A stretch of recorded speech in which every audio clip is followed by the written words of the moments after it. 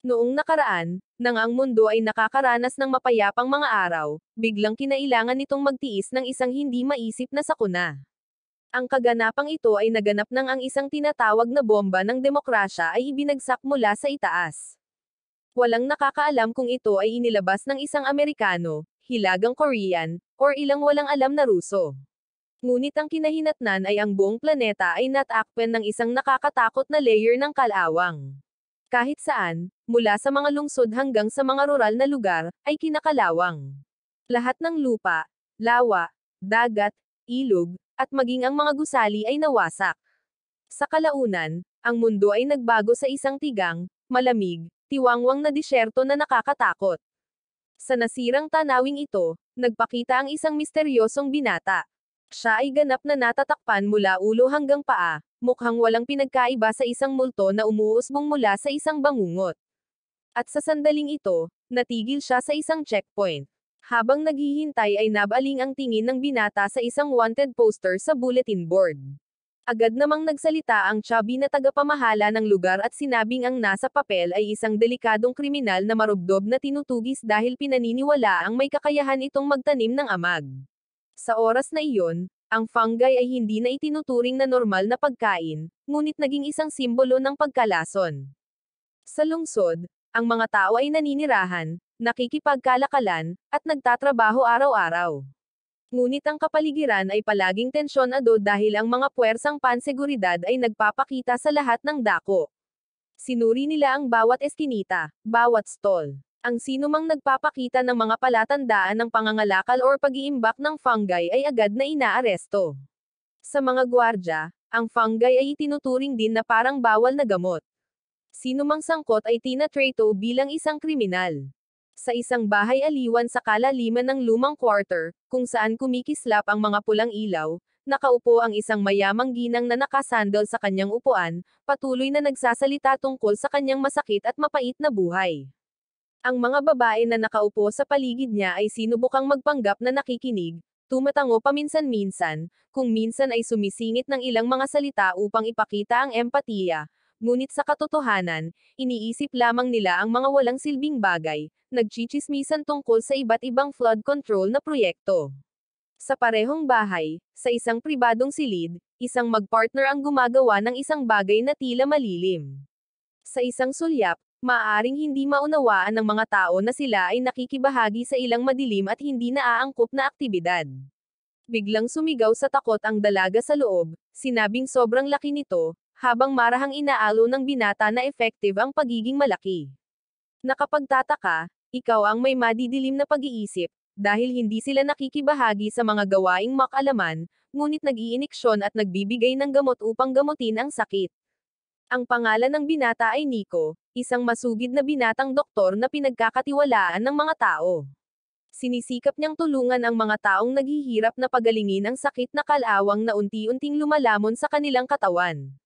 Nang walang sariling klinika, pinahiram si Nico sa isang sulok sa bahay aliwan ng mabubuting pusong mga babae upang magsilbing pansamantalang pasilidad ng medikal. Isang araw, habang ginagamot ni Nico ang dalawang mahirap na mag-ama, sinabi sa kanya ng brothel na madam na nakaupo sa malapit tungkol sa chismis na ang mga nagpoprotekta sa fungi ay talagang may kasalanan. Palihim silang nagkalat ng kalawang, na naging sanhi ng pagkawasak ng mundo tulad ng ngayon. Matapos makumplito ang kanyang trabaho, inalok ng ginang si Nico ng isang libreng gabi ng pagsinta kasama ang ilan sa mga babae. Nagtawanan ng mga babae nang marinig ito, na nagpapakita ng pagkasabik. Kung ibang tao ito, tiyak na hindi sila magiging magalang. Pero ngumiti lang si Nico, magalang na pagtanggi. Gwapo nga raw siya, pero hindi ganoon kadali makuha. Ang komento ay nagpatawa sa lahat, na nagpapasalamat sa kanya. Sa kanyang pag-uwi, huminto si Nico sa isang pamilyar na panaderia upang bumili ng pagkain. Kasabay nito, palihim siyang bumili ng fungi sa may-ari ng tindahan. Ibinigay ng may-ari ang mga paninda habang nag-aalalang itinuro sa kanya na mag-ingat na huwag matuklasan ng mga gwardya, kung hindi ay magkakagulo ang buong bayan. Si Nico lang ang naging doktor at ang mga tao dito ay hindi gagaling kung wala siya. Tumanggi ang may-ari na tumanggap ng bayad dahil dati nang pinagamot ni Nico ang kanyang anak ng libre. Ngunit si Nico, bilang isang matuwid na tao, ay nagpumilit pa rin na iwanan ang pera, isinasaalang-alang ito ng isang patas na palitan, at pagkatapos ay umalis. Pag-uwi, ibinigay ni Nico ang tinapay sa kanyang nakatatandang kapatid na babae.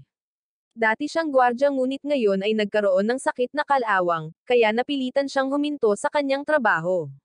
Ang kabuhayan ng magkapatid ay pangunahing nakasalalay kay Nico. Kakatapos lang kumain, masipag na si Nico sa paggawa ng gamot, dahil na-sponsor na siya ng komite ng isang makabagong formulation machine. Nag-aalalang pinaalalahanan ng kanyang kapatid na babae ang kanyang kapatid na maging maingat kay Kurikawa, ang chairman ng komite ng distrito. Siya ay isang taksil na tao na hindi nagbigay ng kahit ano sa sino man ng libre. Ang sobrang pakikisangkot sa kanya ay hindi magiging maganda ang katapusan. Pero ngumiti lang si Nico, hindi raw siya natatakot. Isa lamang ang layunin niya, ang makabuo ng lunas sa sakit na kalawang upang mailigtas ang bayan. Samantala, sa checkpoint office, patuloy na ipinagyayabang ng chubby na lalaki ang misteryosong wanted na kriminal. Ipinagyayabang niya na ang lalaki ay may pambihirang kakayahan na ang lahat ng mga bangkay sa likod niya ay ibinalik niya. Ang taong nakamaskara na kasama niya ay nagpakita ng pag-uusisa, nagtatanong ng mga tanong tungkol sa mga kakaibang bagay sa malapit. Ipinaliwanag ng taong chubby na lahat sila ay mga bangkay lamang. Biglang nag-broadcast ng breaking news ang TV sa kwarto. Sa labas ng lungsod, biglang sumibol ang mga dambuhalang kabute, na kasing taas ng mga tore, dahilan para hindi mapakali ang kapatid ni Nico. Humingi ng pahintulot si Nico sa kanyang ate na lumabas at maghatid ng gamot. Bago umalis, pinaalalahanan siya nito na maging mapagmatsyag.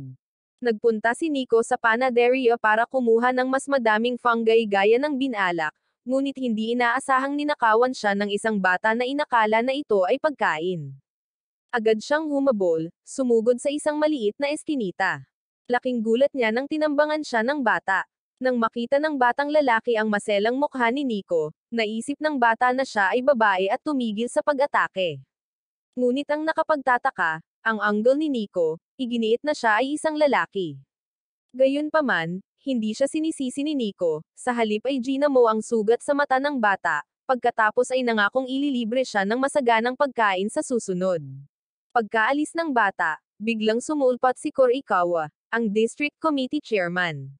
Muli niyang ginamit ang kanyang mapanghikayat na tono, tinutokso si Nico na sundan siya sa malaking lungsod upang gamutin ang mga pasyente sa mas mabuting kalagayan. Mariin pa ring tumanggi si Nico, dahil marami siyang pasyente sa kanyang bayan. Hindi sumuko si Kurikawa at sinubukan niyang humakbang palapit, dahilan para mag-alala si Nico na malantad ang bag ng fungi sa kanyang kamay.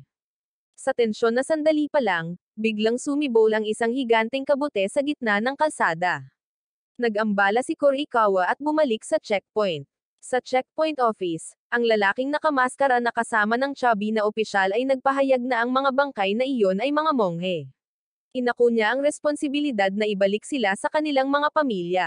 Pansamantalang naniwala ang mga gwardya sa kanyang mga salita, hindi na tumitingin pa, ngunit kinwestiyon pa rin nila ang busog na dala niya, dahil ang mga busog ay ipinagbabawal na armas sa lungsod. Sa sandaling ito, inihayag ng monghe ang kanyang tunay na anyo, ang kanyang nagninangas na pulang buhok ay nakatayo, at sa pamamagitan ng isang palaso, pinalaki niya ang fungi ng mabangis, na sinisira ang lahat sa paligid. Habang tumatakas sa mga gwardya, hindi sinasadyang nakasalubong niya si Nico. Samantala, sa bahay, ang kapatid ni Nico ay nagsuot ng uniforme ng bantay, determinadong lumabas upang protektahan ang lungsod. Nang tumakbo pabalik si Nico, pinipigilan siya, pinawalan siya ng malay dahil sa sobrang pagsasalita. Sa oras na magising siya ay nakaalis na siya. Walang pagpipilian si Nico kundi ang mag-focus sa kanyang laboratorio, na bumubuo ng gamot mula sa mga bagong nakuhang fungi. Habang nagtatrabaho, biglang nakarinig si Nico ng ingay sa likuran niya. Nang lumingon siya ay nakita niya ang may pulang buhok na binata na nakatayo kasama ang isang matanda na lubhang sugatan. Nagpakilala ang taong ito bilang Akabushi, ang lalaking hinahabol ng buong mundo.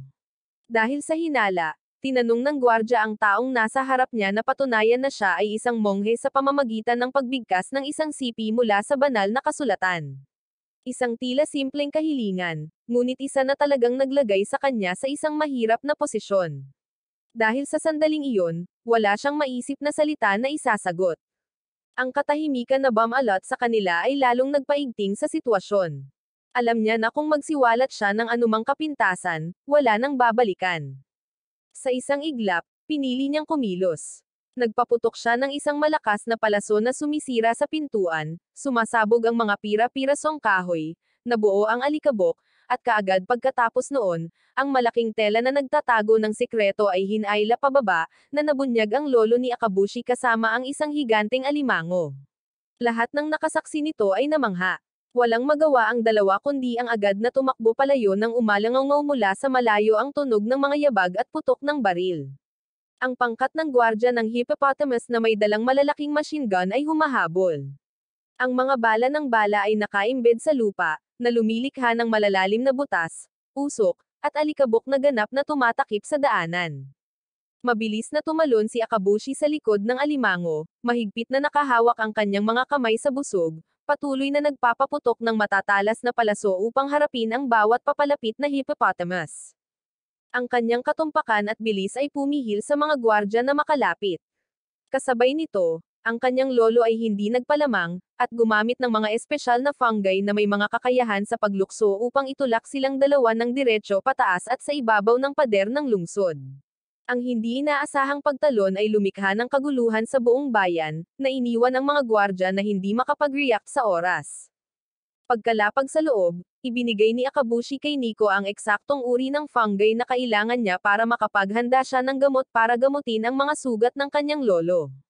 Sa ngayon, malubhang nasugatan ang matanda, nabasa ng dugo ang kanyang damit, humihina ang kanyang hininga. Si Nico, sa kanyang matalas na pangamoy na parang isang asong nangangaso, ay masasabi sa halimuyak ng dugo na ang mga sugat ng matanda ay napakalubha at hindi maaaring masumpungan ng simpleng gamot sa bibig. Agad na nakiusap si Nico na maoperahan kaagad, dahil malapit na ang oras ng matanda. Sa wakas ay tumango si Akabushi bilang pagsang-ayon. Eksaktong 10 minuto ang ibinigay niya kay Nico para ihanda ang gamot bago ituloy ang operasyon. Puno ng pagdududa ang kanyang puso, ngunit sa sitwasyong ito, walang ibang pagpipilian. Gayunpaman, ang kaguluhan ay hindi tumigil doon. Nang magsimula na silang magtrabaho, natuklasan ng mga tauhan ng chairman ang kanilang pinagtataguan, nagpaputok ng warning shot na nagdala sa silid sa matinding tensyon. Mabilis na sinunggaban ni Akabushi si Nico bilang bihag, ngunit tumawa sila ng panunuya, casual na ipinahayag na wala silang pakialam, at pagkatapos ay nagpaputok pa rin ng walang pag-aalinlangan, determinadong puksain ang buong grupo. Walang ibang pagpipilian si Akabushi. Naglunsad siya ng ilang malalakas na palaso upang pigilan ang pagsulong ng kalaban, habang matiyagang naghihintay na makalapit ang mga allopiers na may ulo ng kuneho. Pagpasok pa lang nila sa away, mabilis niyang sinamantala ang pagkakataon, naghahanda na silang dalawa ni Nico at ang matanda. Ang klinika ni Nico ay napuno na ng fungi at ganap na nawasak, na tila isang deformed forest. Nagsisiman si Nico, wala siyang choice. Kung hindi nila isinakripisyo ang lugar na ito, ang buong grupo ay nasa panganib. Sa kritikal na sandaling ito, dumating ang kapatid ni Nico na nagmamaneho ng sasakyan, diretsyong bumangga sa lugar kung saan nakaharang ang grupo ng gwardya. Dahil siya ay isang mataas na commander, agad na sinunod ng mga sundalong gwardya ang kanyang utos. Ang sitwasyon ay iniulat ng detalyado. Nang hapong iyon, malapit ng makorner si Akabushi at ang kanyang lolo. Kinailangan nilang gamitin ang espesyal na jumping fungi upang lumipad muli sa pader ng lungsod. Isang mapanganib na desisyon, ngunit ang tanging ruta ng pagtakas. Gayunpaman, nang sila ay aalis na, isang higanteng hippopotamus ang biglang sumugod sa kanila, na ibinuka ang kanyang mga panga na tila gustong kainin si Akabushi sa isang nakakasawi na kagat. Nakapagtataka, namangha ang lahat nang makitang nag-iisang binuhat ni Akabushi ang buong hippopotamus at itinapon ito sa malayo. Sa ibang lugar, nakatayo si Kurikawa na naghihintay. Sa tabi niya, may babaeng pink ang buhok. Humingi siya ng paumanhin sa kanya para sa pagbabantay na nagbigay daan kay Akabushi na makatakas, ngunit tila hindi siya nababahala. Sa malamig na mukha, agad niyang inutusan ang kanyang mga nasasakupan na ipagpatuloy ang pagpapatupad ng plano, dahil ang kanyang pangunahing pag-aalala ay ang pagpigil kay Akabushi na direktang makaharap ang pangunahing puwersa ng bantay, upang maiwasan ang kaguluhan na hindi makontrol.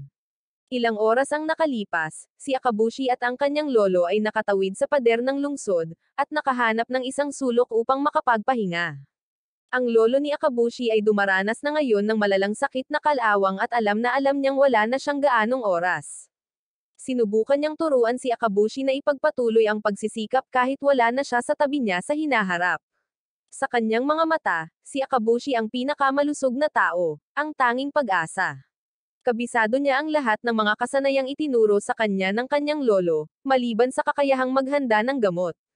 Tumangging makinig si Akabushi, umiling-iling, ganap na tinatanggihan ang ideya na itinuturing ng kanyang lolo ang kanyang sariling buhay ng basta-basta. Napakaraming paghihirap ang kanilang pinagdaanan, nasira ang dose-dosenang mga checkpoint para lamang mahanap ang mga bihirang fungi na kumakain ng kalawang na may pag-asang makalikha ng lunas para sa kanyang lolo. Kaya, nanumpa siyang hindi niya hahayaang masawi ang kanyang lolo sa kabila ng lahat ng panganib. Lumapit si Akabushi sa kinaroroonan ng alimango, nang biglang, isang rocket ang lumipad sa kalangitan. Kasing bilis ng kidlat, agad niyang inilabas ang kanyang pana at nagpana ng palaso. Ang rocket ay sumabog sa himpapawid, nagkalat ang mga fragment, na ikinagulat ng babae na kumokontrol sa snail aircraft sa kalangitan. Nang maramdamang may mapanganib na paparating, nagmamadali siyang sinabihan ng lolo ni Akabushi na magtago sa ilalim ng alimango upang maiwasan ang lason na iwiwisip ng kuhol. Sinubukan ni Akabushi na umatake pabalik pero biglang may lumabas na electronic eel na diretsyong kumagat sa kanyang binti. Sa sandaling iyon, nagpaputok ng bala ang sasakyang panghimpapawid sa itaas. Hindi nag-atubili ang kanyang lolo, nagmamadaling lumabas para protektahan ang kanyang apo. Nanginginig siya sa pagkakatama, basang-basa ng dugo ang damit niya. Natigilan si Akabushi at hinigpitan ni Akabushi ang kanyang hawak sa busog, na inilabas ang lahat ng kanyang lakas upang makatama ng isang nakakasawi na palaso, na naging sanhi ng pagsabog ng sasakyang panghimpapawid at bumagsak sa lupa. Walang pagkaantala, agad niyang sinakyan ang alimango diretsyo sa bayan upang humanap ng doktor, ang desperasyon ay nagudyok sa kanyang mga hakbang pasulong ng walang tigil. Nang makapagtago ang dalawa sa imburnal sa ilalim ng lupa, nagulat si Nico sa sigla ng lolo ni Akabushi, 6 na bala ang nakuha niya at hindi pa rin nasasawi, na para bang naging maalamat ang kanyang tigas. Agad na tinanong ni Akabushi si Nico kung maaari niyang gamutin ang kanyang lolo. Buong kumpiyansa na pinatunayan ni Nico na kaya niya. Nagpasya si Akabushi na lumabas at gumawa ng distraction para makabili ng oras para sa pagpapagamot ni Nico, ngunit mariing pinilit ni Nico na gamutin muna ang mga sugat ni Akabushi bago ito payagang lumabas para makipaglaban. Ibinigay ni Akabushi ang kanyang lolo kay Nico at saka nagmamadaling lumabas. Sa ibang lugar, nakatanggap ang kapatid na babae ni Nico ng impormasyon na ang direksyon na kanyang tinatahak ay talagang isang bitag na ginawa ng mga tao ni Korikawa, at ang tamang direksyon ay dapat na pakanluran.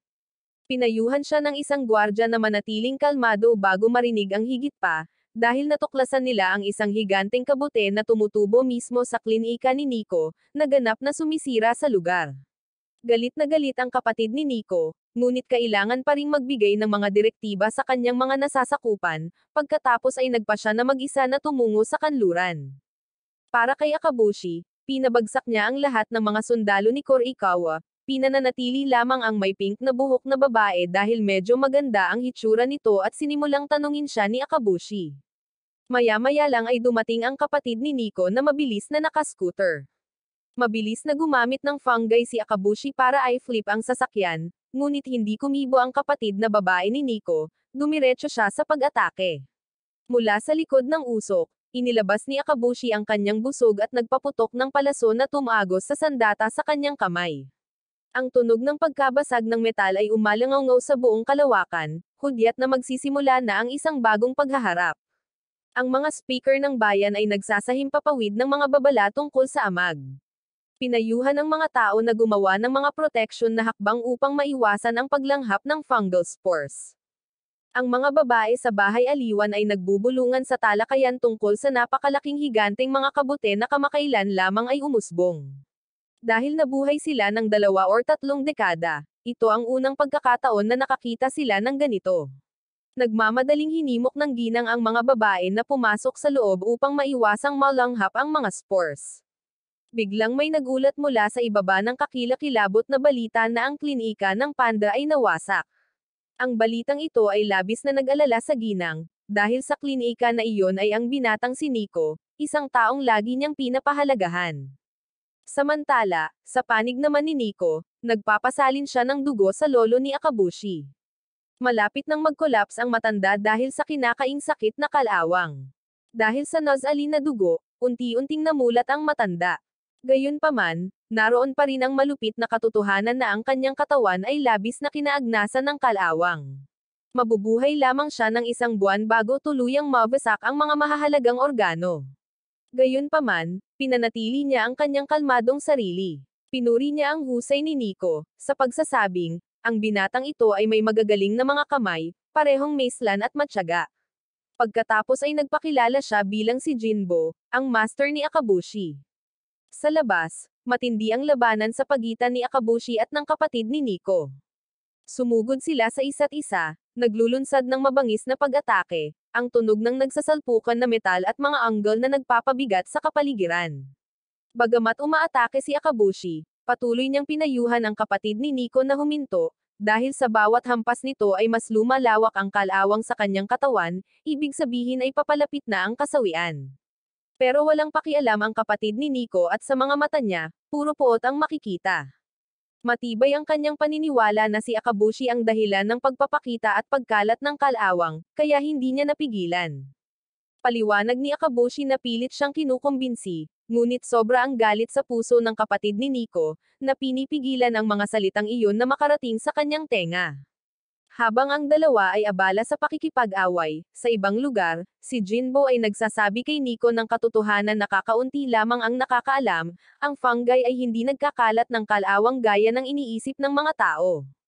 Sa kabaligtaran, ang mga fungi ay kumakain ng kalawang upang mabuhay at lumaki.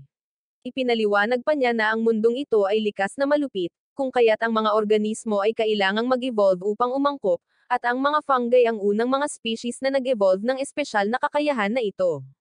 Ikinwento niya na sa mahabang panahon, sinubukan ng mga tulad niya na magtanim ng fungi sa mga bahagi ng katawan or mga bagay na apektado ng kalawang, at sa paglipas ng panahon, unti-unting naaabsorb at nililinis ng fungi ang kalawang. Ngunit dahil dahan-daang nangyari ang pagbabago, nakita lamang ng mga tagalabas ang mga fungi na tumutubo mula sa mga patak ng kalawang at nagmamadaling napagpasyahan na fungi ang dahilan. Ang hindi pagkakaunawaan na ito ay lumaki, lalo na kapag ang mga nagpoprotekta sa fungi ay hindi mahusay na magpaliwanag, na naging sanhi ng hindi pagkakaunawaan at paghamak sa kanila ng mundo. Gayunpaman, hindi pa rin nakakumbinsi ang sinserong salita ni Jinbo sa kapatid ni Nico. Galit niyang ibinato ang kanyang sasakyan kay Akabushi, dahilan para mapadpad ito sa malayo. Si Akabushi, sa sakit, ay sinubukan pa ring ipaliwanag na nagtanim lamang siya ng mga fungi sa mga kalawang na lugar upang gamutin ang mga ito at hindi kailanman humingi ng pasasalamat sa sinuman. Ngunit siya ay hindi naiintindihan, pinahirapan, tinatrato bilang isang kaaway. Malinaw, nabalisa siya, nasaktan, ngunit nanatiling matyaga. Iba ang kapatid ni Nico at gusto lang niyang malaman ang totoong pakay ni Akabushi. Nang na-pressure, napilitang aminin ni Akabushi na kapwa sila ni Jinbo ay naghahanap ng isang napakabihirang fungi na kumakain ng kalawang, na itinuturing na isang himalang lunas na maaaring gamutin ang kalawang sa ugat nito kahit saan. Ang kapatid ni Nico na si Paula, nang marinig ito, ay lalong nagalit, sa paniniwalang palusot lamang ang lahat, pero walang pakialam si Akabushi. Tuwang-tuwa pa siyang nagyabang na ngayon lang siya nakahanap ng isang bihasang doktor dito, isang taong kamukang kamukha ni Paula, kaya hula niyang magkadugo sila. Ang pahayag na iyon ay parang pagbubuhos ng langis sa apoy. Nagalit si Paula, galit na sumusugod upang durugan ang buong pader kung saan nakatayo si Akabushi. Ngunit sa pagkakataong ito, naging maagap si Akabushi. Ginamit niya mismo si Nico para i-provoke siya, para ipasok siya sa bitag niya. Sa kanyang galit, mas mabangis ang pag-atake ni Paula, at sa pagkakataong iyon ay magaling na nagtanim si Akabushi ng fungi para tumubo sa kanyang sandata. Nang makita ito, hindi niya maiwasang makaramdam ng pait dahil ang trabaho niya noon pa man ay ang pagtatanim ng fungi para iligtas ang mga tao, hindi ang gamitin ang mga ito sa pag-counterattack ng isang babae. Ngunit pinilit siya ng labanan na gawin ito. Sa wakas, nagpaputok ng pampakalma si Akabushi, saka mabilis na sinalo ang katawan ni Paula habang siya ay nahuhulog. Dahil ayaw niyang masaktan siya, dahan-dahan niya itong binuhat, dinala siya pabalik sa underground na sewer hideout. Doon, muling nakatagpo ni Akabushi ang kanyang lolo, na hindi na mukhang bumubulusok na matanda, ngunit mukhang punong-puno ng kalusugan na parang 18 anyos, na nagpakilos kay Akabushi na halos umiyak na sa kabila ng pagpipigil. Sumugod din si Nico, natakot nang makita ang kapatid na walang malay. Tiniyak sa kanya ni Akabushi na naturukan lang siya ng gamot na pampakalma at madyay gising kaagad. Na-inject na siya ni Nico ng rust inhibitor na gamot, na nagbigay sa kanya ng mas maraming oras. Ang sitwasyon ay mas apurahin ngayon, dahil malapit nang dumating ang mga gwardya ng lungsod. Nagpa siya si Jinbo na magboluntaryo na manatili sa likuran upang harangan sila, na binibigyan ng oras para makatakas ang mga kabataan. Hindi sumang-ayon si Akabushi, na nauunawaan na kung wala ang kanyang lolo, walang makakapaghanda ng gamot. Sa puntong ito, hindi inaasahang humakbang si Nico, iginiit na kaya niyang pumalit, na matututo at gagawin niya ito ng buong determinasyon. Tumutol si Akabushi, sa paniniwalang ang labas ng mundo ay masyadong malupit para sa isang tulad ni Nico. Ngunit nanatiling matatag si Nico, dahil hindi lang niya gustong maggamot kundi gusto rin niyang makahanap ng lunas para mailigtas ang huling bahagi ng kanyang pamilya. Nang makita ang determinadong tingin sa kanyang mga mata, sa wakas ay tumango si Akabushi bilang pagsang-ayon na sumama si Nico. Maya-maya lang ay dumating na ang mga gwardya, pinilit si Jinbo na humarang sa kanilang daraanan. Nagpa siya si Nico na iwan ang kanyang kapatid, inilagay sa tabi nito ang isang bag ng gamot na panlaban sa kalawang upang mabuhay ang kanyang buhay. Puno ng malungkot na emosyon ang eksenang pamamaalam, ngunit bago pa man ito matapos ay pilit na hinayla ni Akabushi si Nico. Habang tumatakbo ang oras, sumugod sila patungo sa gate, ngunit doon, napatigil sila.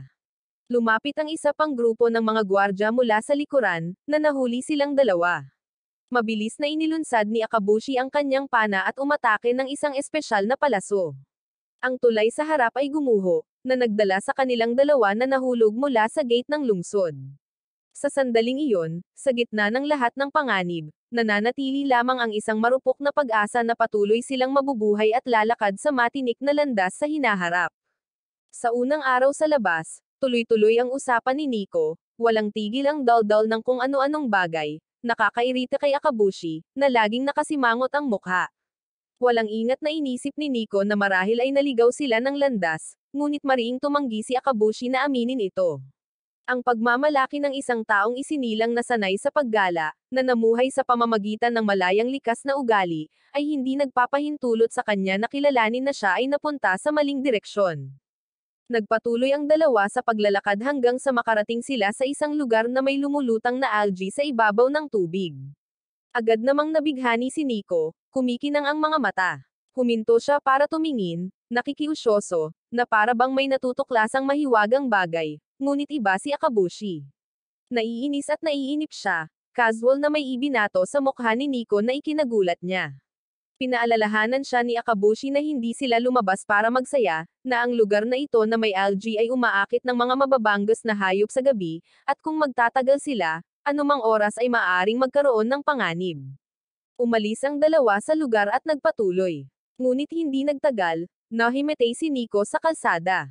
Napabuntong hininga si Akabushi, saka bumalik na may hawak na 2 batang butiki, na naglalaro pa rin, magkagat-kagat ang buntot ng isa't isa. Inihaw sila ni Akabushi para makain ni Nico, dahil hinimatay lang siya sa sobrang gutom. Pagkatapos kumain ay naging alerto muli si Nico.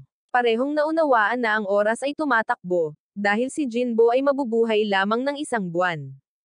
Habang ang gamot na iniwan ni Nico para sa kanyang kapatid na babae ay tatagal lamang ng 3 buwan, na napagtanto ang pagkaapurahan, kumuha si Akabushi ng isang mapa, malinaw na minarkahan ang kanilang ruta, at sinabing tatawid sila sa isang minahan ng karbon. Agad na nag-alala si Nico dahil alam niyang ang mga higanteng mapanganib na daga ay madalas na nakatira sa mga minahan ng karbon. Ngunit tiniyak sa kanya ni Akabushi na mayroon siyang paraan upang harapin ang mga ito. Pagkatapos, nakakita si Akabushi ng isang higanteng crab claw na nakausli sa ilalim ng buhangin. Sumipol siya, at mula sa ilalim ng makapal na buhangin, nagpakita ang kanilang pangatlong kasama.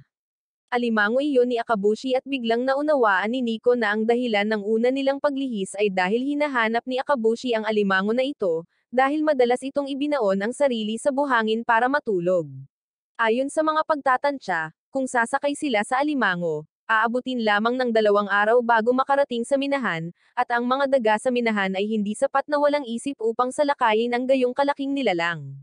Ngunit tulad ng hindi pa nakahiga ng maayos si Nico sa likod ng alimango, siya ay itinapon sa lupa. Nagkibit-balikat lang si Akabushi at inihagis kay Nico ang isang espesyal na kasuotan na isusuot para mabawasan ang kakaibang pakiramdam ng alimango. Gayunpaman, ang alimango na ito ay tila hindi pangkaraniwang matalino.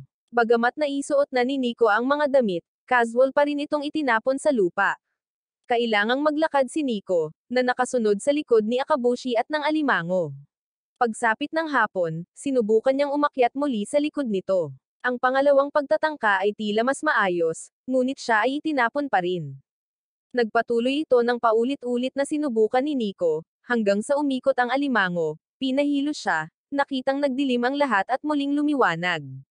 Kinaumagahan, habang si Nico ay patuloy na nagsasanay sa pagsakay sa alimango, si Akabushi ay nakaupo na naghahanda ng isang nakal-alasong fungal solution upang ibabad ang kanyang mga palaso. Biglang may sumulpat at biglang nagpreno si Nico, na tilapon sa harap ng isang babae, at nagkataon, ito ang babaeng may pink ang buhok na nakaharap ni Akabushi noon. Tumingin siya kay Nico na may mga mata na parehong nakikiusyoso at nanunukso, pinupuri siya sa pagkakaroon ng isang malaking alimango. Narinig ni Akabushi ang sigaw, lumingon, at nakita ang babaeng iyon na umaakyat sa likod ng alimango. Habang nakakapit si Nico sa kawit nito, gumamit agad si Akabushi ng palasong basa ng fungus para magpaputok ng babala, puno ng pagbabanta ang mga mata. Tinamaan ng palaso ang hita ng dalaga na nagdulot ng matinding sakit nito ngunit natatawa pa rin ito ng panunuya. Nais pala niyang akitin si Nico, nangako na ituturo sa kanya kung paano sumakay sa alimango, ngunit talagang nilayo niyang nakawin ito. Si Nico, sa pagkakataong iyon, ay may kakaibang ginawa. Kinausap niya ang alimango, hiniling na yumuko ito para malagyan niya ng gamot. At ang nakakapagtaka, sumunod talaga ang alimango. Namangha si Akabushi, dahil si Nico, bagamat hindi makasakay, ay nakipagtulungan sa alimango. Mula noon, binago ni Akabushi ang kanyang plano. Hindi na kailangan ni Nico na magsanay sa pagsakay, at nagpatuloy ang tatlo sa kanilang paglalakbay ng magkasama. Nang gabing iyon, huminto sila upang magpahinga sa isang templo sa bundok. Dito, nakakapagtaka, muli nilang nakasalubong ang babaeng may kulay pink ang buhok. Mukha siyang hindi komportable, tila nababara sa kanyang lalamunan. Mabilis na tumakbo si Nico, tinapik ang likod niya para tulungan siyang may suka ito, ngunit hindi iyon sapat. Sa walang habas na aksyon, idiniin ni Nico ang mga labi niya sa labi niya na parang pilit na kiss para maglabas ng chrysalis sa lalamunan niya. Ipinaliwanag ni Nico na ito ay isang uri ng chrysalis na karaniwang ginagamit upang kontrolin ang mga alipin, na pumipigil sa mga ito sa pagtakas. Akala ng dalaga noong una ay tinulungan siya ng dalawa dahil gusto nila ang kanyang malinis na katawan, ngunit malamig na sinabi ni Akabushi na hindi siya interesado. Nang marinig ito, namula si Nico sa kahihiyan at agad na tinukso ni Akabushi dahil sa pagiging torpe. Sa galit ni Akabushi ay halos bumunot ito ng palaso para ipana sa kanya, habang si Nico naman ay mahinahong sinabing gusto lang niya ng pagkain. Sa wakas, binuksan ng babaeng kulay pink ang buhok ang kanyang bag, inilapag ito sa harap nilang dalawa para makapili sila. Si Nico ay pumili ng isang pakete ng crackers, habang si Akabushi ay pumili ng ilang mga arrow. Humingi tuloy ang dalaga ng bayad, na ikinairita ni Akabushi, pero pumayag pa rin si Nico na magbayad. Masaya pa nga niyang inalok si Akabushi ng lasa ng crackers, at pareho nilang natanto na napakasarap ng lasa. Gayunpaman, pagdating sa gasolina, ayaw niyang ibenta, ibinuhos pa nga sa harap nila. Nang gabing iyon, isang biglaang lindol ang naganap. Nagising si Akabushi nang may panimula, habang si Nico ay nakasakay sa alimango na tumatakas, natuklasan ni Akabushi na nakatayo siya ngayon sa likod ng isang higanteng insekto. Sigaw ni Nico na buhay na kuta ito. Kung bumangga ito sa minahan ng karbon, sasabog ang buong minahan. Alam na alam ni Akabushi na ang species na ito ay isang surot na kumakain ng buto at nagising ito dahil sa natapong gasolina ng babaeng kulay rosas ang buhok. Malakas na sigaw ni Akabushi, pinakita kay Nico kung paano ididirekta ang alimango na tamaan ang ulo ng surot para pigilan ito. Pero sa pagkakataong iyon, mahigpit siyang hinawakan ng babaeng pink ang buhok. Hindi makagalaw, buong pusong nakiusap si Nico sa alimango, at tumalima ito, tumalon upang dumiretso sa ulo ng surot. Nagawa ni Akabushi na tumalon, hinayla ang babae kasama niya, pagkatapos ay pinaputok ang isang palaso sa bungo ng surot. Kaagad, kumalat ang mga fungi at ang mga bug ay nagpakita at pagkatapos ay bumagsak na sawi. Buti na lang tumigil ang grupo bago ang minahan ng karbon. Ngunit bago pa sila makahinga, isang bala mula sa kung saan ang nagpaputok sa kanila, dahilan para sumabog ang buong lugar ng minahan. Napilitan silang humanap ng ibang ruta sa paligid. Kinaumagahan, pagkagising, iniulat ni Nico na tumakas ang babaeng may kulay rosas na buhok dala ang kanilang pera, ngunit kahit papaano ay may iniwan siyang pagkain, na nagpapakitang may konsensya siya. Tumingin si Akabushi kay Nico, na pagtantong naging sanay na siya sa pagsakay sa alimango, kahit na puno ng mga sugat ang kanyang mga kamay. Pinatunayan nito na si Nico ay napakasipag na nagsasanay. Bahagyang tumango si Akabushi, na nagpapakita ng paghanga, at pagkatapos ay nagpatuloy silang dalawa sa kanilang paglalakbay. Matapos magkamalay, agad na sumakay si Paul sa kanyang malaking motorsiklo, pinaandar ang makina, at mabilis na pinaandar. Sinundan niya ang natitirang mga bakas na may isang iniisip lamang, kailangan niyang hanapin si Nico. Samantala, nasa delikadong sitwasyon sina Nico at Akabushi. Parehong biglang napalibutan ng grupo ng mga bata na may dalang baril at patpat, na pawang sumugod sa pag-atake na para bang kanina pa sila tinambangan. Akala ng mga agresibong batang iyon ay mga allopiers ni Kurikawa sina Nico at Akabushi, kaya tuloy-tuloy ang kanilang pag-atake. Parehong kailangang mabilis na itaas ang kanilang mga kamay at subukang ipaliwanag na hindi sila ang mga tao ng lalaking iyon. Ngunit ang mga bata ay mariin pa ring tumanggi na maniwala sa kanila. Sinabi ni Nico na gusto lang niyang bumili ng pagkain para mabuhay, halata sa boses niya ang sinseridad. Ngunit ang mga bata ay nag-aalinlangan pa rin. Pinagmasdan nila ang mga punit-punit na damit, maruruming mukha, at naghihikahos na anyo ni Nico at Akabushi at ngumisi, dahil sa kanilang mga mata, paanong ang dalawang talunan na ito ay may pera na pambili ng kahit ano. Hindi pa rin nabawasan ang pagiging mapagbantay ng mga bata, direktang nakatutok sa kanila ang mga baril at pamalo. Sa sitwasyong iyon, atubiling inilabas ni Akabushi ang sarili niyang wanted poster, isang gusot na papel, ngunit malinaw na iniimprenta ang kanyang mukha at ang kaakit-akit na bounty upang patunayan na hindi talaga sila kasamahan ni Kurikawa. Nang makita nila ang wanted poster na iyon ay hindi na naghinala ang mga bata, na pumayag na huwag nang umatake, ngunit hindi pa rin nila sila pinayagang makalaya. Hindi nagtagal, sina Nico at Akabushi ay sinamahan, mabilis na itinali, at dinala.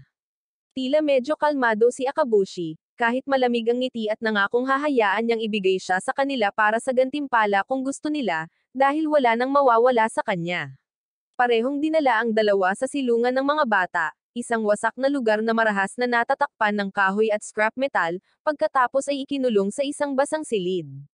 Samantala, nagkataon namang napadaan si Paul sa isang abandonadong apartment complex, isang lugar na puno ng mga bangkay na nakakalat sa mga pasilyo at hagdanan, ang makapal na amoy ng kasawian ay nagpapalubog sa hangin doon. Napapanahon siyang namagitan upang iligtas ang isang matandang mag-asawa na inatake ng isang higanteng gagamba.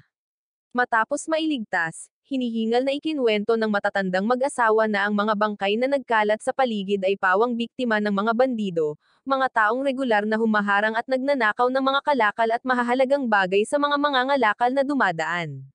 Bilang pasasalamat, inimbitahan ng matatandang mag-asawa ang kapatid ni Nico sa kanilang tahanan, isang maliit, sira-sira, ngunit malinis na bahay, na nangakong tutulungan itong ayusin ang sirang motorsiklo.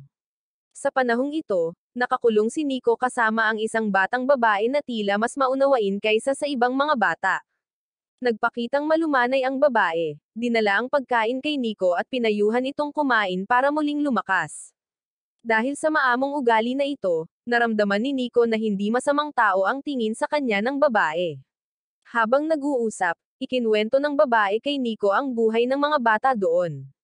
Tuwing taglamig, lahat sila ay kailangang harapin ang isang uri ng halimaw na tinatawag nilang mga anak ng demonyo, mga nilalang na madalas na dumarating upang guluhin sila, na nagkakalat ng takot at sakit.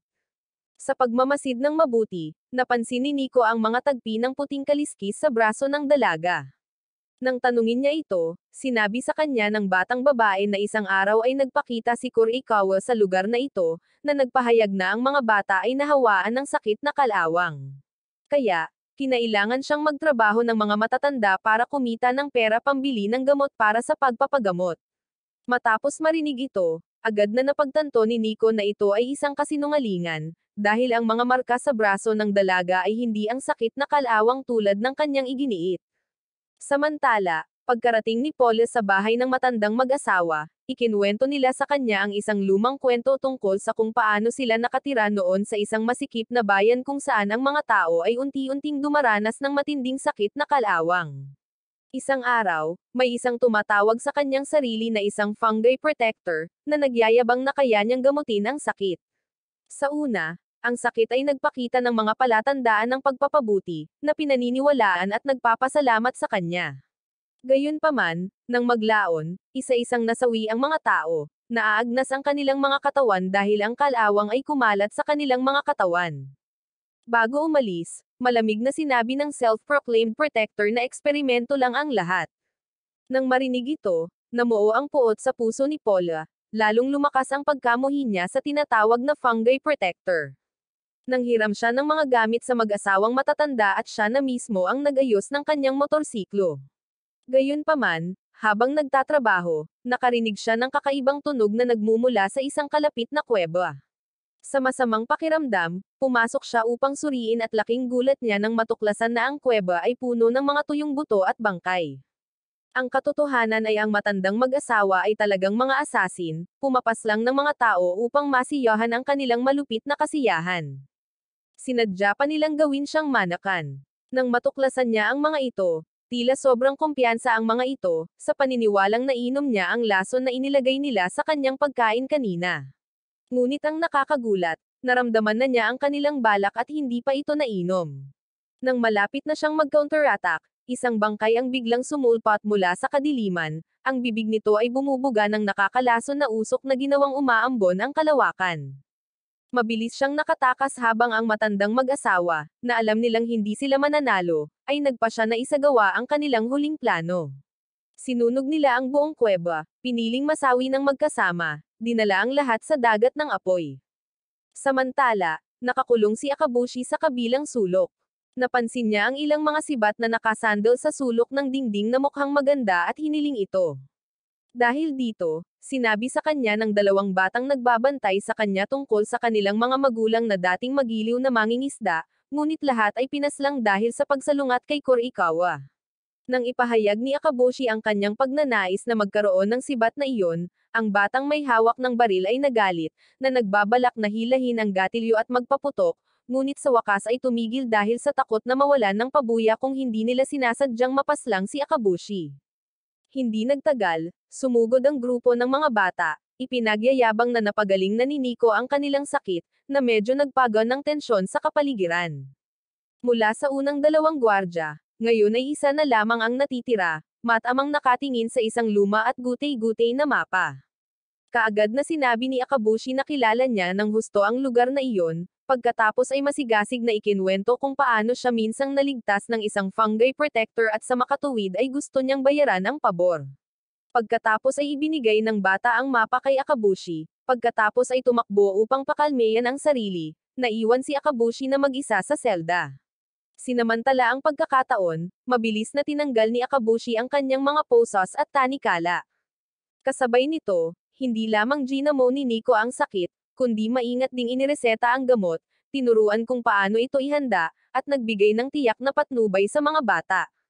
Nagpapasalamat sa kanya, gusto siyang gantihan ng mga bata.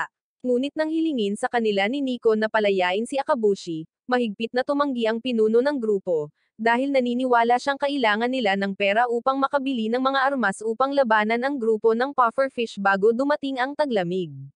Sa pagtatapos ng mga salita, dumating ang isang higanteng pufferfish na grupo, naghahanap ng makakain. Mabilis na nahuli ng isa sa kanila ang pinuno ng grupo. Agad na sumugod si Akabushi upang iligtas, pilit na iniindayog ang sibat, pinutol ang pufferfish sa isang malinis na galaw lamang. Kahit na ito ay kapaspalad ay walang kanin upang gawing fish salad.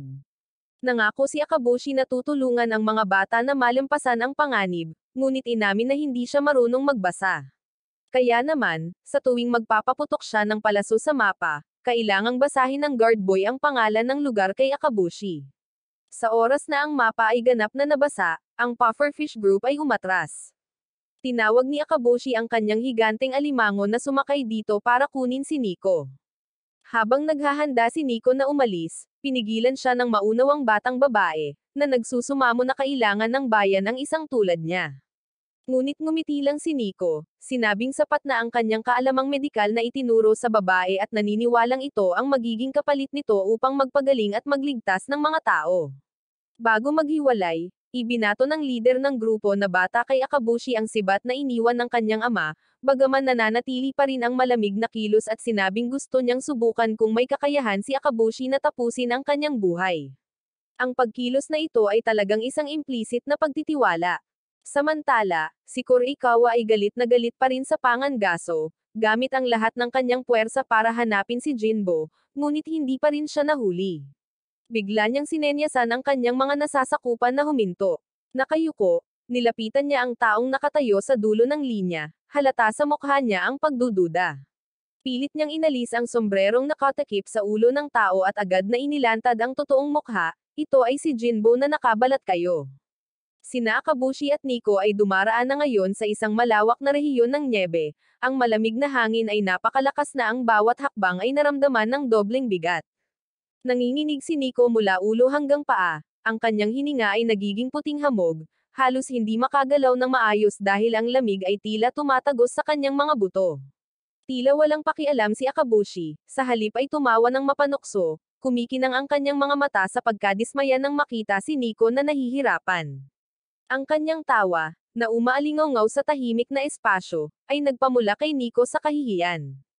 Habang sinusubukang maglakad, parehong biglang natuklasan ang isang puting kuneho na lumulukso sa makapal na nyebe. Agad na inilabas ni Akabushi ang kanyang pana, balak niyang ibaba ito, ngunit sa hindi inaasahang pagkakataon ay namagitan si Nico, mabilis na sinamantala ang pagkakataon.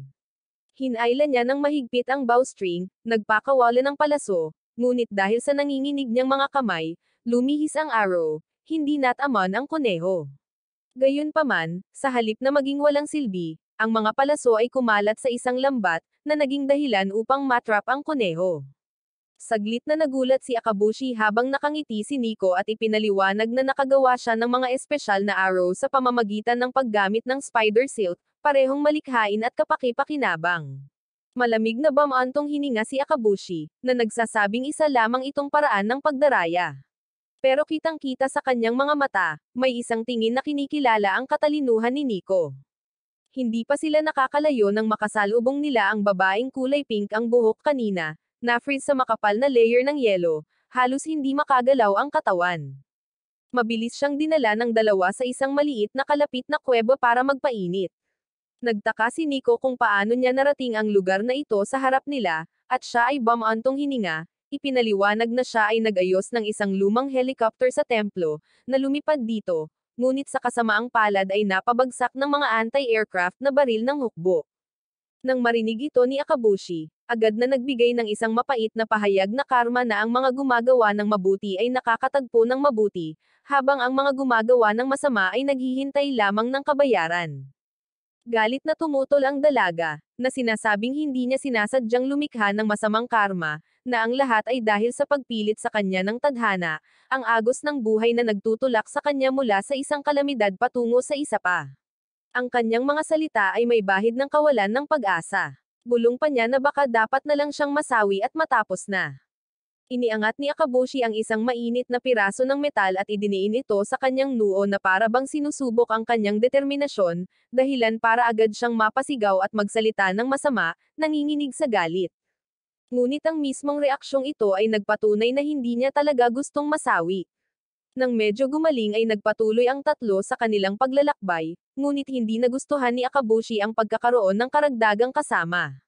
Siya at ang may pink na buhok na babae ay patuloy na nagtatalo. Ang kanilang pagtatalo ay nagdulot ng inis maging sa higanteng alimango, na ginamit ang mga kuko nito upang ihagis silang dalawa sa lupa bilang babala. Sa wakas, huminto ang grupo sa isang kampo ng mga mangangalakal, ngunit wala nang gumamit ng makukulay na pera, na pumipigil sa kanila na bumili ng kahit ano. Iminungkahi ng mangangalakal na ipagpapalit lamang nila kung may iwan nila ang alimango, na agad namang tinanggihan ni Akabushi. Habang nasa daanan, ipinakita ng babaeng kulay rosas ang kanyang katalinuhan. Gamit ang kanyang mga anteng-anteng na pambabae, nakipag-ayos siya na ang ilang mga dilat ang paninda ay sapat na upang ipagpalit sa mga kinakailangang pagkain at supply. Sa paglalakbay, ang grupo ay nakarating sa isang inabandunang istasyon ng tren na ang pasukan ay natatakpan ng nyebe at yelo. Sa pagkakataong ito, pumasok ang higanteng alimango, gamit ang lakas nito upang masira ang makapal na layer ng yelo, na nagbukas ng landas sa ibaba. Napakadilim ng espasyo, ngunit salamat sa pagpapabuga ni Akabushi ng luminescent fungi, isang mystical blue-purple na ilaw ang kumalat sa lahat ng dako, na nagparamdam kay Nico na parang pumasok siya sa ibang mundo at nakakita sila ng ilang lumang lokomotibo. Sa kabutihang palad, gumagana pa rin ang isa, ngunit ang control panel ay nangangailangan ng pagpasok ng mga yen na barya, isang pera na matagal nang inabandona. Muling pinatunayan ng babaeng may kulay rosas na buhok ang kanyang pagiging maparaan, binubuksan ang takip ng makina, muling ikinonekta ang mga komplikadong mga cable ng kuryente. Nang magtinginan si Nico at Akabushi ng may pagtataka, ikinwento niya na noong nakaraan ay nahuli siya bilang isang alipin, pinilit na magtrabaho sa isang pagawaan ng makinarya, kung saan maraming tao ang kinaagnasan ng kalawang. Noong mga panahong iyon, naging bihasa siya sa makinarya at nagpas siyang tumakas upang mabuhay. Habang abala siya sa pag-aayos, umupo sina Nico at Akabushi sa tabi ng apoy na nagsalo ng mainit na pagkain. Ipinagtapat ni Nico na masaya siyang naglalakbay kasama si Akabushi, nakararanas ng napakaraming bagong bagay, na nakakuha ng higit na motibasyon na humanap ng gamot para iligtas ang mga tao. Tinanong niya si Akabushi tungkol sa kanyang lolo at ipinaliwanag ni Akabushi na bagamat hindi ang kanyang biolohikal na lolo, siya lamang ang kanyang pamilya, siya rin ang master na nagturo sa kanya ng lahat mula sa archery hanggang sa kaligtasan. Ang malupit na mga aral na iyon ay maraming beses na nagtulak sa kanya sa bingit sa pagitan ng buhay at kasawian. Ngunit dahil sa bond na iyon ay determinado si Akabushi na iligtas siya sa lahat ng mga gastos. Natahimik si Nico sa kwento at pagkatapos ay ibinulong niya na ito ay pag-ibig, ang kalakip na nagpalakas ng loob ng mga tao. Narinig ito ng babaeng kulay rosas ang buhok, namumula ang mukha, parehong nahihiya at nalilito, ngunit tahimik na nakangiti. Sa wakas, natapos na niyang ayusin ang makina. Habang naghahanda sina Nico at Akabushi na sumakay sa tren, nagdalawang isip ang babaeng kulay rosas na buhok, na nagpa siya na huwag sumama sa kanila dahil sa takot sa panganib. Hindi nila siya pinilit, tinanong lang ang kanyang pangalan, ngunit siya ay maingat, natatakot na mag-iwan ng bakas. Nangako si Nico na hindi tatawa, dahilan para mag-alinlangan siya bago mahinang sinabing Trolley ang pangalan niya. Napangiti si Nico at pinuri ang kanyang magandang pangalan, nagpasaya sa kanya ng hindi inaasahan.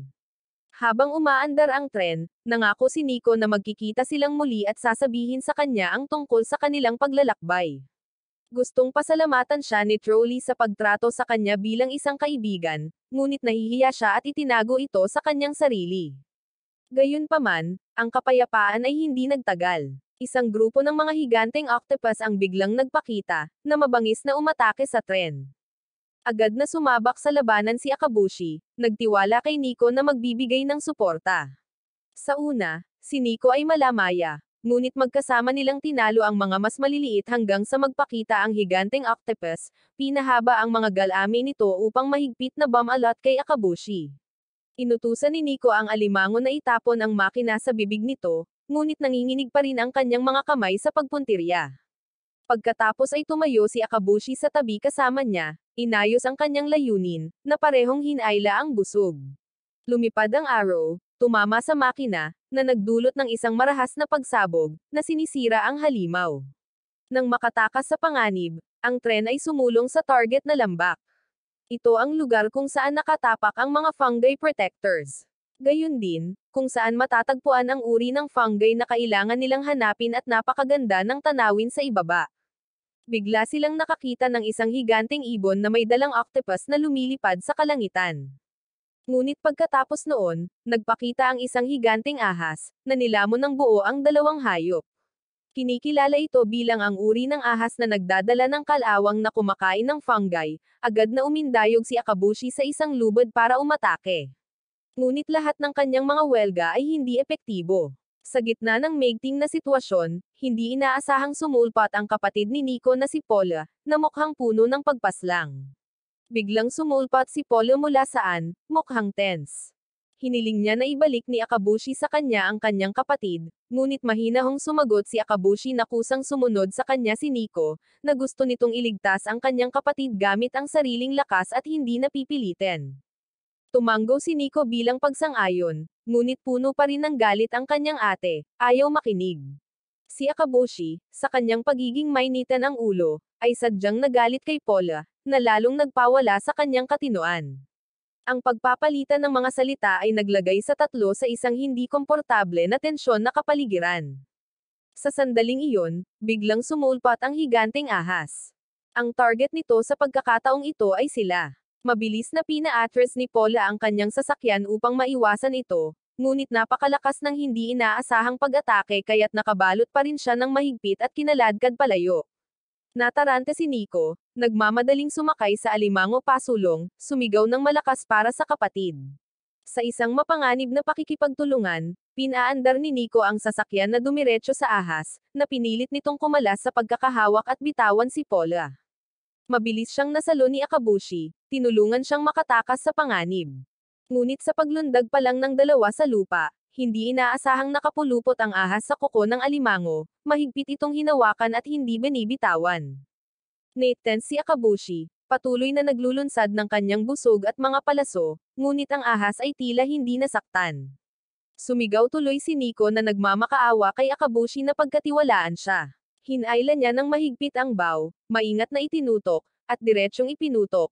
Ang palaso ay tumama sa isang mahinang lugar, naputol ang kuko ng alimango na mahigpit na nakahawak. Nakalaya ang alimango, ngunit nakaharap ngayon si Nico sa harap mismo ng bibig ng higanteng ahas. Sa life or death moment na iyon, magkasabay na kumilos sina Akabushi at Paula.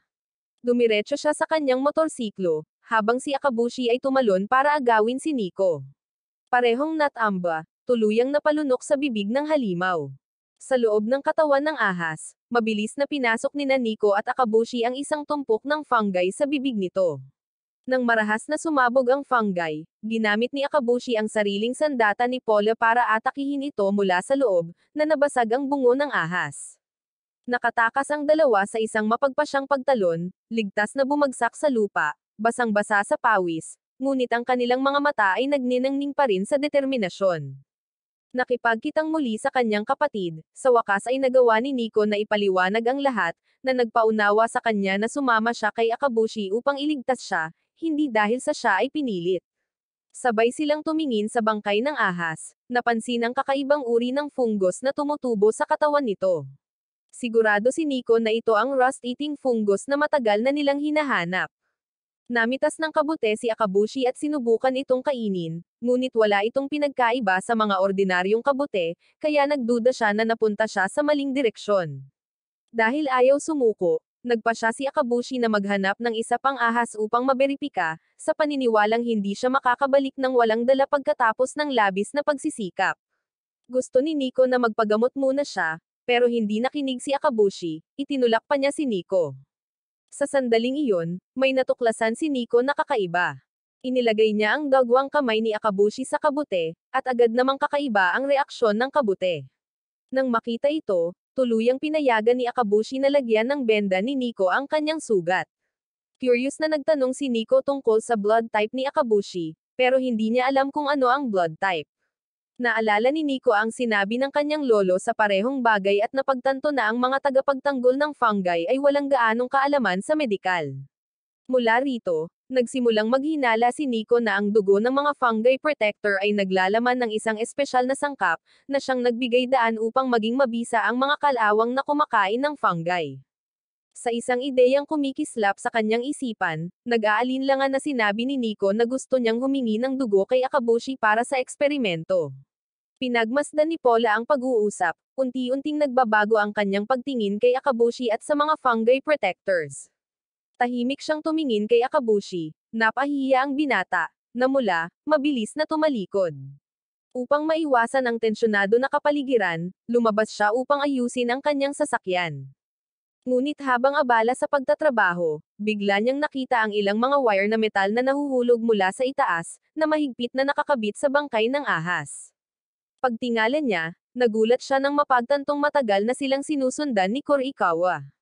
Hindi siya nagtangkang magtago, tahasang ipinahayag na ginamit niya ang kanilang grupo upang hanapin ang mga rust-eating fungi. Ang kanyang intensyon ay sakupin ang fungus na ito at ibenta sa gobyerno sa mataas na presyo. Agad na binunot ni Akabushi ang kanyang busog, na nagpaputok ng mga palaso sa lobo kung saan nakatayo si Korikawa, ngunit ang lahat ng mga palaso ay hindi epektibo dahil ang lobo ay natatakpan ng isang antifungal membrane. Nagsimulang mangotsa ang kanyang mga allopiers, sa paniniwalang si Akabushi ay masyadong mahina. Pinipigilan siya ng sugat na gumawa ng anuman, ngunit hindi ito pinansin ni Akabushi, tumalon upang direktang maglunsad ng arrow sa salamin ng control room. Sa sandaling iyon, nag-counter-attack si Korikawa, na nagpaputok ng bala ng kalawang diretso sa tiyan ni Akabushi. Bumagsak siya, bumuhos ang dugo, ngunit nagliliyab pa rin ang kanyang mga mata sa determinasyon. Nang makuha ang gusto niya, mabilis na nag-utos si Korikawa ng pag-atras, na iniwan ang lahat sa likod. Kinaumagahan, muling tumahimik ang mga pangyayari. Napagtanto ni Paula na wala na siyang magagawa kundi ipagkatiwala ang kanyang kapatid kay Akabushi. Nagtiwala siya at ibinigay sa kanya si Nico, pagkatapos ay bumalik na mag-isa. Bago umalis, binigyan ni Nico ang kapatid ng 2 dosis ng gamot. Isa para ibalik niya sa bayan, isa para sa lolo ni Akabushi, ngunit ibinigay niya ang kanyang bahagi para kay Akabushi dahil masyadong malubha ang sugat nito.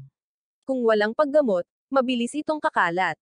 Si Akabushi, sa unang pagkakataon, ay mahinang tinawag siya sa pangalan, Paula, na nagpapakilos sa kanyang damdamin. Napangiti siya bilang pagpapahalaga, dahilan para mamula siya ng malalim. Bumalik si Paula sa kampo, ngunit natakot nang matuklasan na ang mga sundalong nasa ilalim ng kanyang pamumuno ay kontrolado na lahat.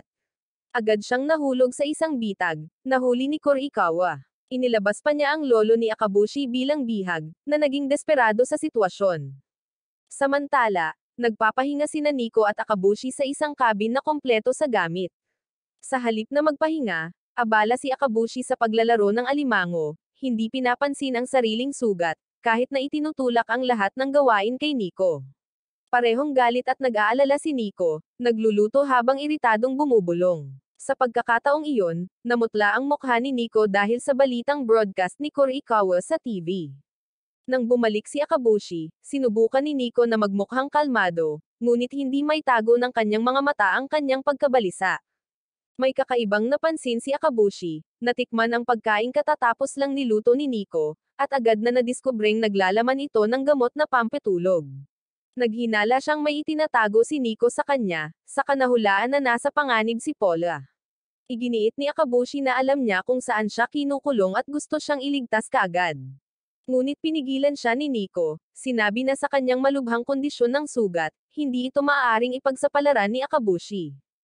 Hindi ito pinansin ni Akabushi, na humantong sa matinding pagtatalo ng dalawa. Itinaas pa ni Nico ang pana para takutin si Akabushi. Nabulunan si Nico, sinabi niyang hindi niya kayang makipagsapalaran si Akabushi dahil lang sa malapit silang magkaibigan, na hindi lahat ng responsibilidad ay mayaatang sa balikat ng isang tao. Sa wakas, tahimik na inilabas ni Nico ang data na inihanda niya ng maaga at ang antidote, determinado ang kanyang mga mata, handang harapin ang mga hamon kasama ang kanyang kaibigan, ngunit mabilis siyang itinumba ni Akabushi. Pakiramdam ni Akabushi ay medyo naging malupit siya. Kung tutuusin, kasama niya si Nico. Sa isang sandali ng pagkawala ng focus, si Akabushi ay tinurukan ng isang dosis ni Nico. Pagkatapos, nakatulog siya. Matapos maingat na patulogin ang kaibigan sa kama at takpan ng kumot, umalis na mag-isa si Nico.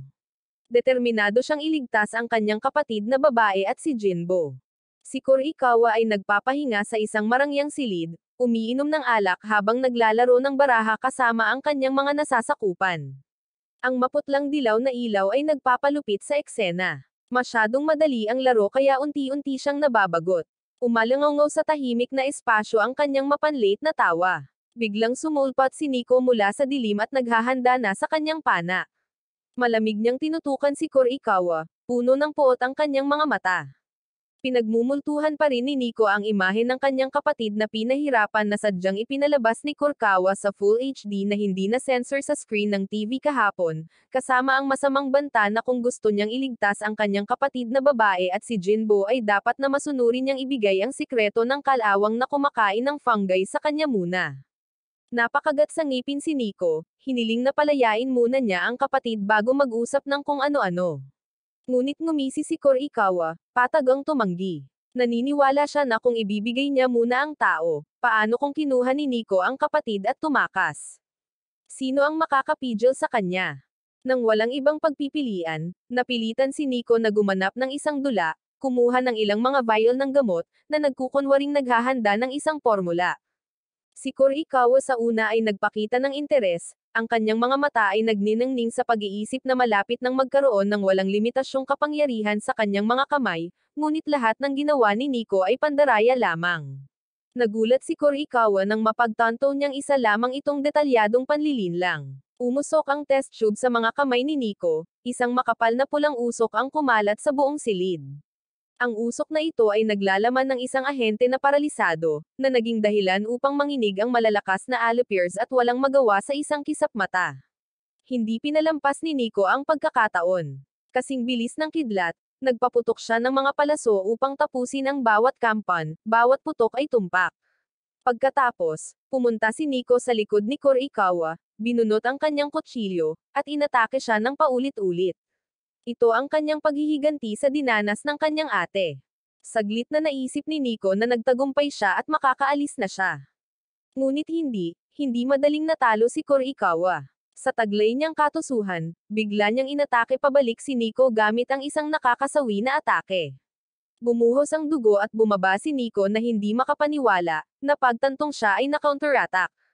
Hindi huminto doon, gumamit din siya ng espesyal na pana para ma-atake si Nico. Ang palasong iyon ay naglalaman ng mga lason, na unti-unting nakontrol ang katawan ni Nico, dahilan upang halos mawalan siya ng kontrol sa sarili. Si Kurikawa ay nagbigay ng isang masamang ngiti, na nagbunyag ng isang nakakagulat na sikreto na siya ay isang fungi protector, kaya naunawaan niya kung paano gumagana ang mga ito. Sa kamay ng isang formula ng fungi na kumakain ng kalawang, siya ang magiging pinakamalakas, pinakamakapangyarihan, higit na hihigit sa lahat. Inutusan niya si Nico na ibunyag ang sikreto, kung hindi, gagawin niya itong papay tulad ng mga walang kaluluwang sundalo. Nang inag ang mga ngipin ni Nico, hindi pinansin ang pagbabanta, talagang tumanggi na sabihin. Lalong nagalit si Kurikawa, naghahanda na magdagdag ng isa pang palaso.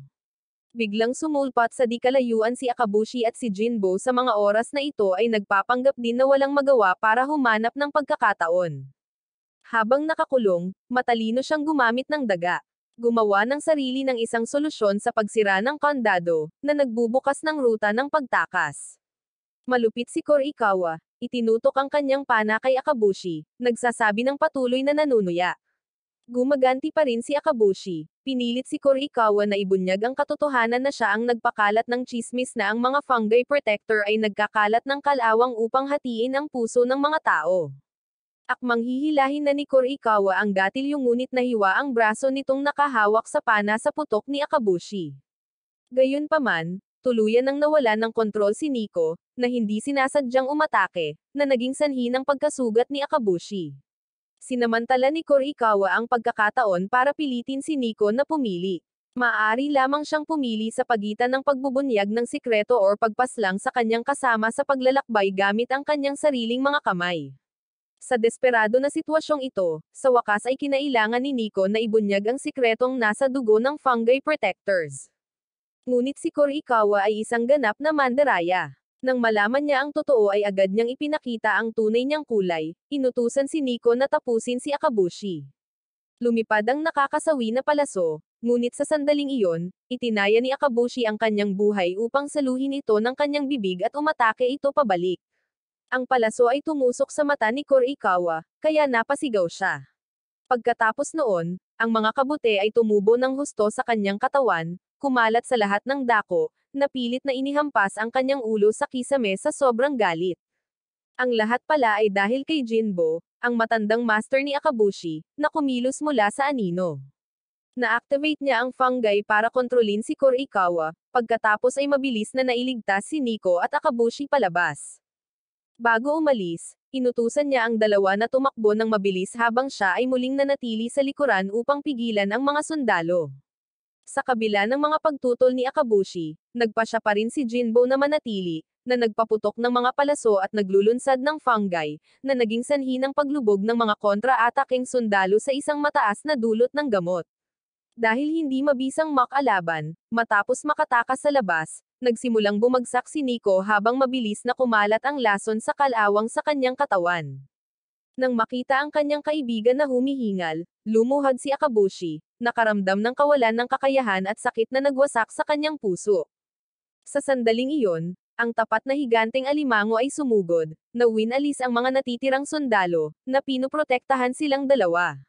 Bagamat malubhang nasugatan ang sarili, hinawakan pa rin ni Nico ang kamay ni Akabushi. Ang nanginginig niyang boses ay nagtuturo kay Akabushi na huwag hayaang mawalan ng saysay ang kanyang kasawian. Si Akabushi, sa sakit, ay napasubsob lamang sa tabi ng kanyang kaibigan. Nagising si Nico sa malabong estado. Sa isang maikling panaginip, nakita niya ang kanyang sarili na muling nakasama ang lahat, ang kanyang kapatid na babae, ang kanyang lolo, at mga kaibigan. Isang maliit at mainit na salo-salo na puno ng tawanan, ngunit ang imaheng iyon ay lalong lumalayo, unti-unting kumukupas na parang natunaw sa hamog. Biglang nagising si Nico, mabilis ang kanyang paghinga, pawis na tumatama sa kanyang noo.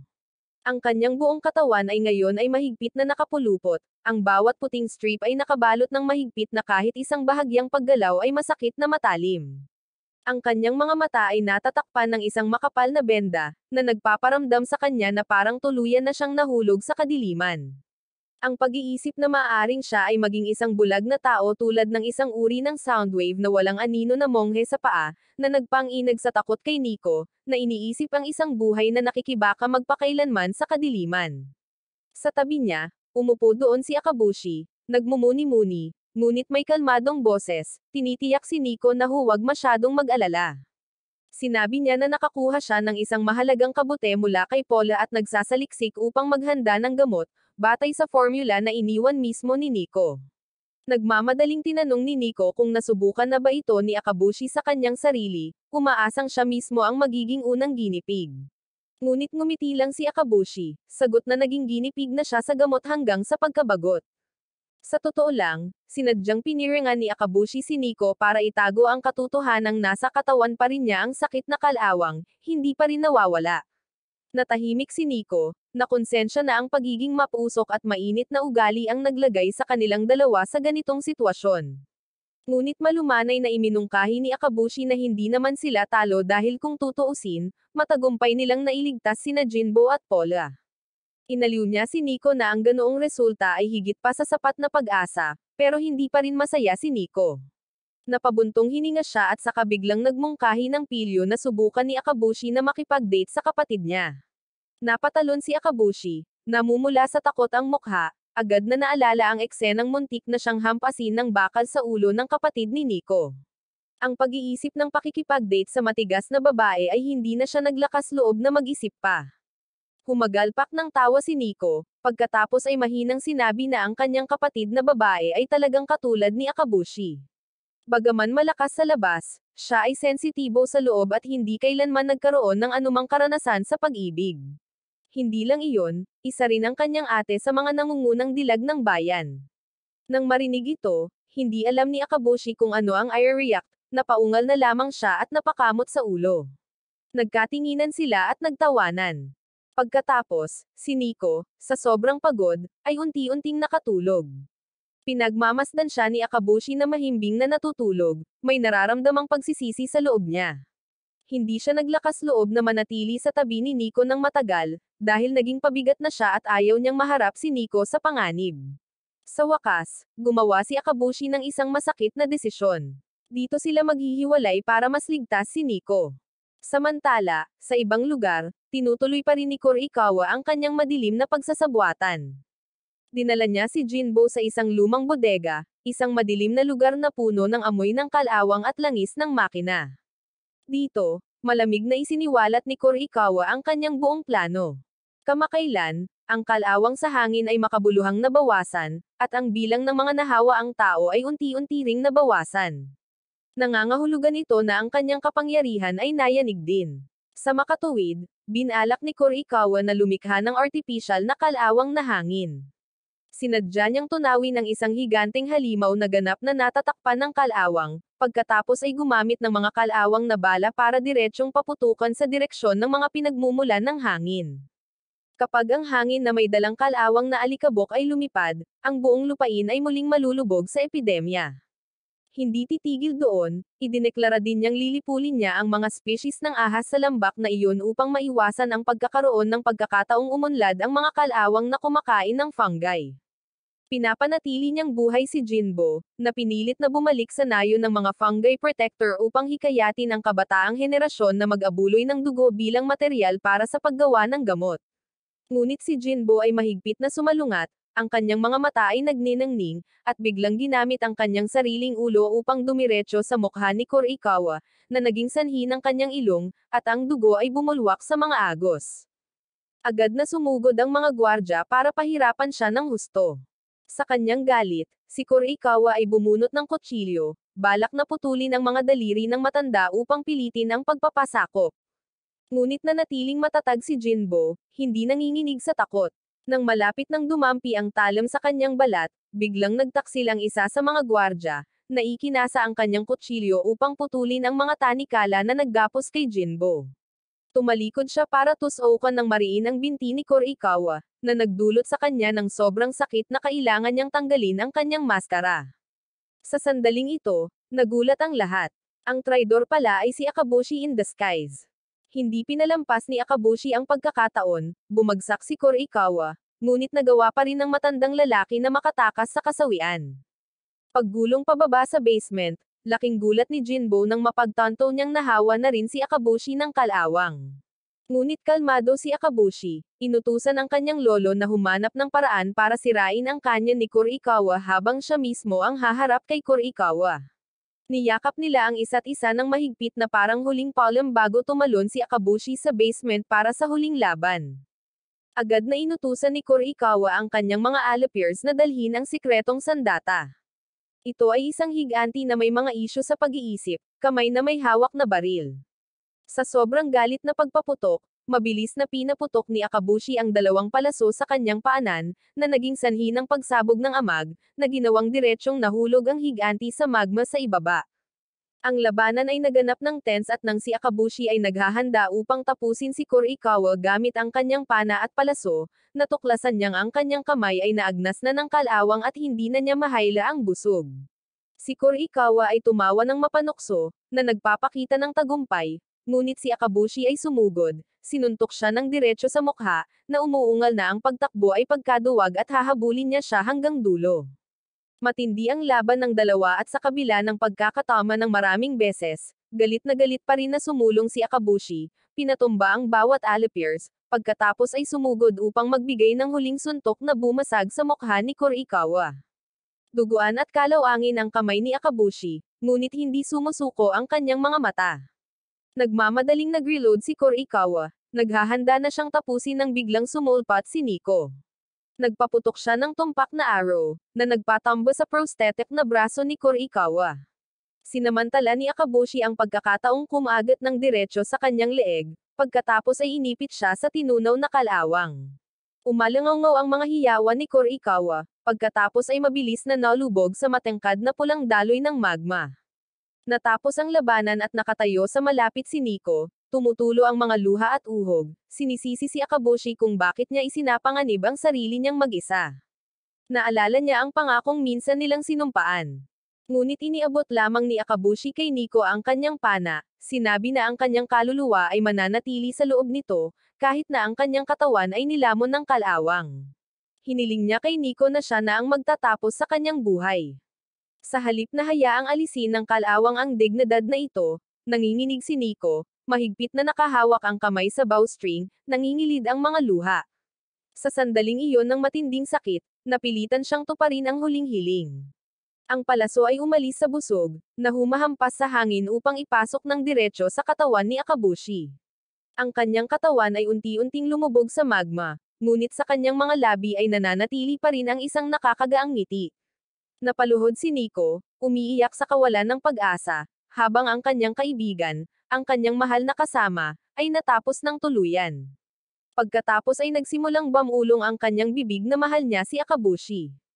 Direktang nakaharap ngayon sina Jinbo at Paula sa isang grupo ng mga higanteng chimpanzee, mga hayop na na-deform hanggang sa puntong halos hindi nila napanatili ang orihinal na hugis ng mga primata. Ang mga angle ng kanilang kabayo ay umalangaw sa buong pabrika, na ginagawang magulo na ang espasyo kasabay ng tunog ng pagkabasag ng metal at hiyawan na makinarya na lalong nagpaigting. Bawat hakbang ng mga beast na halimaw na tumatapak sa bitak na lupa ay parang banta, hudyat ng paparating na kaguluhan sa likod nila. Ang higanteng pabrika ni Kurikawa ay bumagsak din sa isang hindi makontrol na estado. Ang mga tubo ay marahas na nanginginig, init na lumalabas ng makapal at mga tunog ng alarma ay patuloy na tumutunog. Nagsimula na ngayong kuminang ang hugis elepante na kanyon na inilagay sa gitna ng pabrika. Ang panloob na mekanismo nito ay puwersahang nagload ng enerhiya upang maghanda sa pagpapaputok ng nakakasawi na kalawang na bala, na nagbabanta sa buong paligid. Nakilala ni Jinbo ang paparating na panganib at maagap niyang sinabi na dapat nilang itigil agad ang kanyon na ito. Kung hindi, lahat ng tao dito ay walang pagkakataon na mabuhay. Sa tense na sandaling iyon, biglang naglunsad ng malakas na pag-atake si Paula, na agad na ibinaba ang higanteng unggoy na umaarangkada. Sa isang mapagpasyang galaw, hinawakan niya ang mabigat na katawan nito at diretsyong ibinato sa kanyon na hugis elepante. Ang napakalakas na epekto ay naging sanhi ng buong higanteng mekanikal na elepante na sumuray-suray, nanginginig ng marahas, pagkatapos ay natamba. Ang buong proseso ng pagpapaputok ay pinilit na huminto. Si Jinbo, 70 years old na ngayon, ay hindi maiwasang mapang-angga nang makita ito. Bakas sa kanyang mga mata ang pagtataka na may halong paghanga kasama ang kaunting ginhawa nang makitang pansamantalang tumigil ang panganib. Gayunpaman, bago sila makahinga ng maluwag, ang buong pabrika ay nagsimulang yumanig ng mas marahas. Sunod-sunod na pagsabog ang umalangaw mula sa loob. Ang matangkad na pulang apoy ay sumabog sa mga bitek, hudyat na ang buong istruktura ay malapit ng sumabog ng marahas. Wala nang oras si Paula para mag-isip at agad siyang sumugod sa dagat ng apoy at alikabok para hanapin si Akabushi. Tuloy-tuloy ang kabog ng kanyang puso, bawat pagtakbong hakbang ay may dalang marupok na pag-asa na siya ay nabubuhay pa sa isang lugar sa gitna ng kaguluhan. Gayunpaman, pagdating niya, ang tanging nakita niya ay si Nico. Mabilis na ay nalalayan ng dalawa ang isa't isa upang tumakbo sa labas, halos hindi makatakas sa pabrika na gumuguho sa malalaking seksyon sa likod nila. Nagkita silang muli ni Jinbo sa labas, na nang makita ang magkapatid ay agad na nagtanong kung nasaan si Akabushi. Bahagyang yumuko si Nico, nanginginig ang boses habang sinasagot na si Akabushi na ngayon ay mananatili sa kanilang puso magpakailanman. Ang maikli ngunit mabigat na pahayag na iyon ay nagpaunawa kaagad kina Jinbo at Paula sa nangyari. Hindi na nila kailangan ng karagdagang paliwanag at ang malungkot na mga mata at ipit na boses lang ni Nico ay sapat na para mapatahimik ang dalawa. Hinigpitan ni Paula ang kanyang kamay sa isang kamao, ang kanyang mga mata ay muling namumunga ngunit hindi makaiyak, habang si Jinbo ay marahang pumikit, humihinga ng malalim na para bang nilulunok ang lahat ng sakit sa loob. Ang kapaligiran sa kanilang paligid ay biglang naging mabigat, na parang ang lahat ng mga kulay ay pinatuyo, na nag-iiwan lamang ng mapait na pagkawala. Noong hapong iyon, nang unti-unting naalis ang alikabok, sa wakas ay dumating na ang militar at mga rescue team. Agad nilang ipinakalat ang kanilang trabaho, nilinis ang larangan ng digmaan na nakakalat sa mga bangkay ng halimaw at mga labi na naiwan mula sa kakilakilabot na pagsabog ng pabrika. Tahimik na nakatayo si Nico sa harap ng abo, ang kanyang mga mata ay sinusundan ang mga haligi ng itim na usok na patuloy na tumataas.